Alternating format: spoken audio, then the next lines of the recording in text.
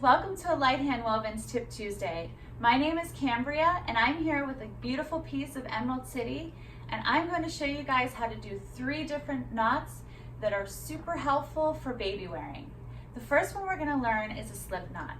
And with a slip knot, I always suggest learning this when you're not wrapping with a baby. I think doing it in front of a mirror is amazing, and I'm going to show you how you can practice in front of a mirror and get really good at the knot. And that way, when you're learning your carries, you're not spending time also learning how to do a knot at the same time. So I really suggest doing it separately, and that's why I'm doing this Tip Tuesday today. So the first knot we're going to talk about is the slip knot. And with slip knot, we have a passive tail and an active tail. The passive tail, I call it a passive tail because it really just sits on my shoulder and falls down, and you don't really do much with it. And this is the one that is actually going to be gliding up and down, and you're going to be able to move the active tail up and down on this passive tail.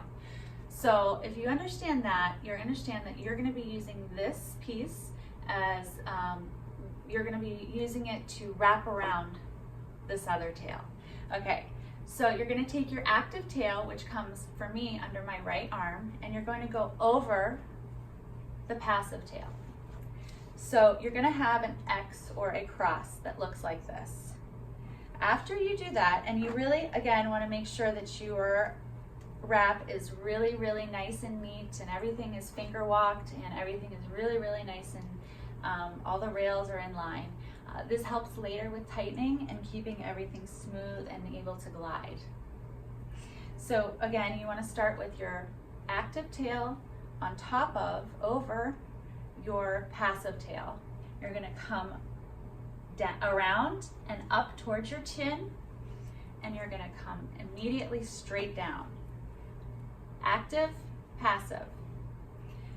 So the next thing you're going to do is I like to create a hole here between your active and passive tails, and you're going to bring the wrap, the active tail, around and through this hole that you've just made with your fingers. So again, you're going to, and I like to create, I make 3 fingers and I kind of just put it between the wraps, the 2 tails, and I also take my pinky to hold. That way I can use my other hand to freely move this active tail around the passive tail and up through this hole right here. Some people say you're creating a 4. It looks like a 4.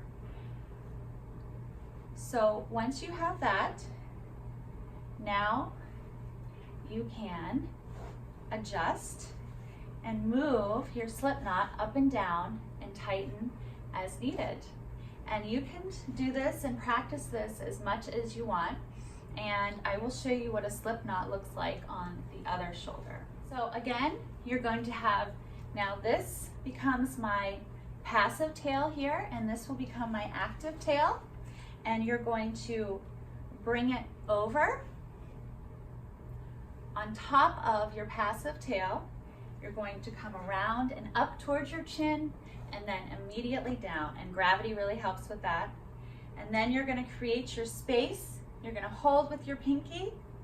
You're going to bring your active tail around and through this hole right here. Okay? And then you have your slip knot, and you are able to move this freely up and down this passive tail. The active tail will move up and down. And that, folks, is a slip. Okay, so the next knot we're going to learn is a square knot. So you're going to start with your 2 tails, and you're going to go right over left, and then after you go right over left, you're going to go left over right. And this makes a very symmetrical, even, flat knot that's really, really comfortable against your body. As you can see, it's very, very flat. And this also is a great knot because it tightens with weight. So as weight bears down, the knot will tighten. It's a really, really great, secure knot. So the next knot and the final knot will be a double knot or a granny knot, and you're going to start right over left again, and then again right over left.